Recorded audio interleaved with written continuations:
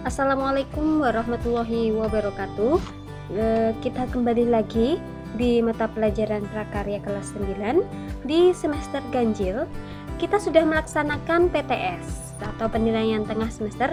Ustadzah Indah harapkan kalian lebih bersemangat lagi di materi pelajaran hari ini dan juga untuk mengerjakan praktek-praktek dan tugas-tugas prakarya yang lain ya. Kita kembali lagi bersama Ustadzah Indah Setianingrum dan kita hari ini akan melanjutkan materi yang kemarin, yakni tentang kerajinan dari bahan buatan ya.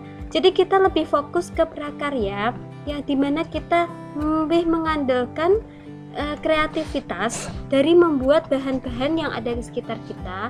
Tapi hari ini kita menggunakan bahan buatan, yakni yang bisa bernilai estetis ya. Oke. Sebelumnya kita lihat gambar ini. Di sini ada banyak bros ya. Kemudian ada gambar bulan dan juga bintang yang terbuat dari kancing-kancing baju ya, bermacam-macam kancing baju. Kemudian ada bentuk hiasan dinding yang tipikura, yakni balon, bentuk balon yang dibuat dari kancing. Ini juga dibentuk seperti kaki, kemudian dibentuk seperti balon udara dan bentuk love.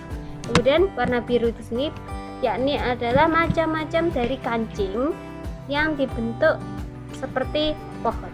Oke. Kita masuk ke jenis kerajinan dari bahan logam, batu dan plastik. Yakni kerajinan fungsional adalah produk yang dapat digunakan untuk memenuhi kebutuhan sehari-hari.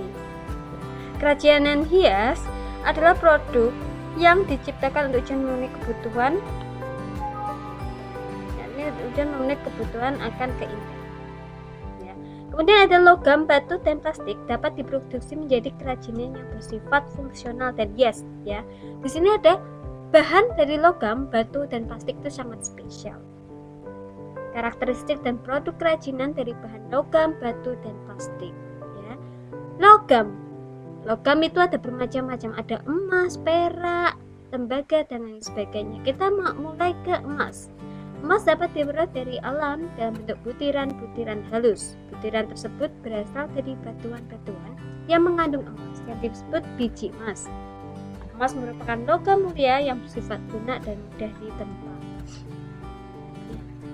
Di sini, ya, ini adalah benda-benda yang dibuat dari emas.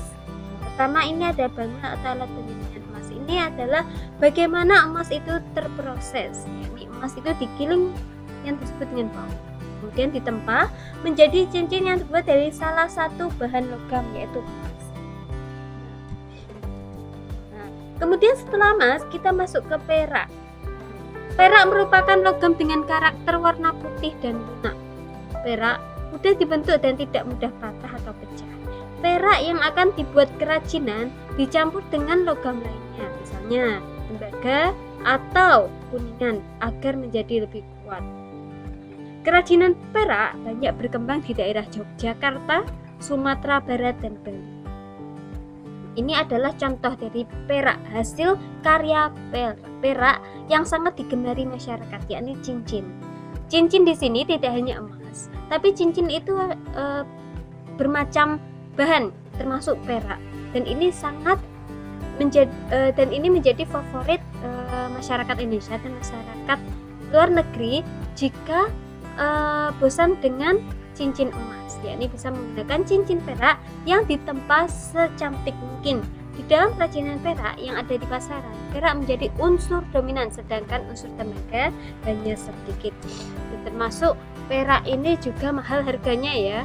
Tidak hanya emas yang mahal, tapi juga perak juga mahal. Meskipun emas itu ada di atas perak, tapi perak itu memiliki nilai estetis yang tinggi. Setelah emas, perak, kita masuk ke tembaga. Tembaga warnanya merah. Sifatnya tidak mudah patah dan menjadi penghantar listrik yang baik. Tembaga biasanya dijadikan bahan kreasi, kerajinan desain interior dan eksterior.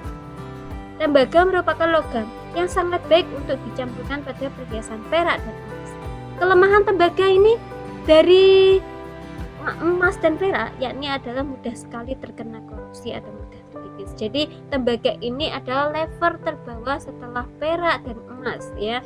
Jadi tembaga ini biasanya digunakan untuk penghantar listrik yang sangat baik. Kuningan. Setelah tembaga kita masuk ke kuningan. Kuningan merupakan logam yang mengandung tembaga dan seng. Kuningan berwarna kuning mengkilap. Kuningan juga digunakan sebagai perhiasan lapis emas dan perak. Kuningan juga dapat diperoleh dalam bentuk kawat atau lembar.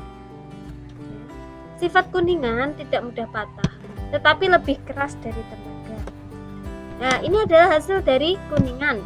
Jika kita membuat kreasi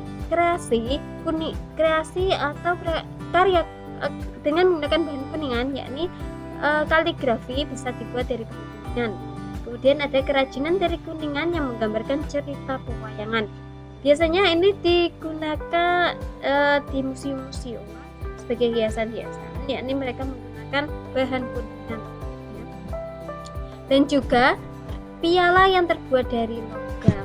Logam banyak digunakan untuk produksi piala, medali emas, medali perak, medali perunggu. Kemudian ada kemasan dengan foil aluminium. Biasanya digunakan untuk membungkus produk makanan dan ringan. Kelebihan dari foil aluminium adalah mengkilap dan sifatnya yang tahan lama, seperti dalam botol minuman kaleng. Sebagian besar kemasan minuman ringan di pasaran menggunakan foil aluminium yang tebal. Ya. Kedua adalah batu granit. Batu, kita masuk ke batu. Setelah kita masuk ke bahan, kita bahan logam, kita masuk ke batu, bahan batu. Kita mulai dari batu granit. Batu granit adalah jenis batuan beku yang digunakan sebagai bahan kerajinan. Ya, setelah setelah perak, emas, tembaga, kita masuk ke batu granit. Pertama adalah batu granit memiliki berbagai variasi warna dengan ukuran kristal yang bermacam-macam, dari butiran kasar hingga butiran yang sangat padat dan halus. Proses pembuatan batu granit dilakukan dengan cara mengukir atau menggerus batu tersebut.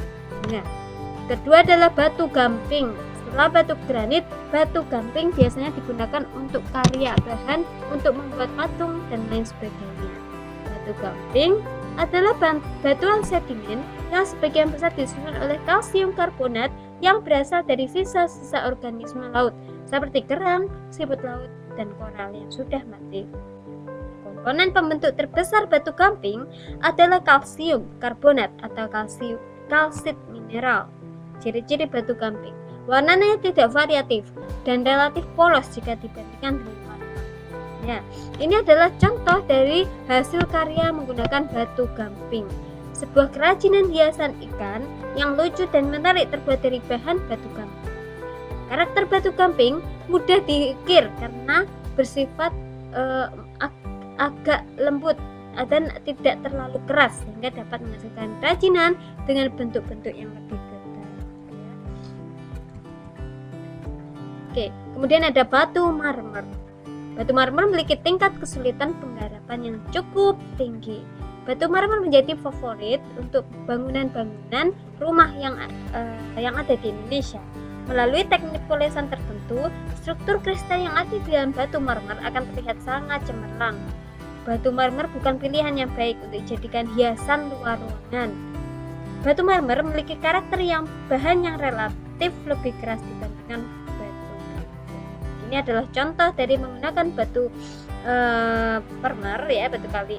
Ini adalah penggunaan batu kali yang diproduksi untuk membuat cobek ya, dengan kuat, keras dan tahan. Kemudian di sini ada batu kali. Batu kali itu dihias dengan cat yang warna-warni menjadi sebuah hiasan yang Oke, tugas kalian di sini adalah mencari batu atau menyiapkan bahan-bahan untuk membuat karya-karya dari bahan buatan. Ya, bisa kancing seperti awal tadi, bisa dijadikan sebuah hiasan yang dipajang. Ya, kancing dibentuk apa? Seperti yang ada di seperti pohon atau hiasan dinding dan lain sebagainya. Atau kalian bisa mencari bahan dari batu kali yang bisa dilukis. Oke, semangat. Oke, see you later. eh, tetap berkarya di rumah.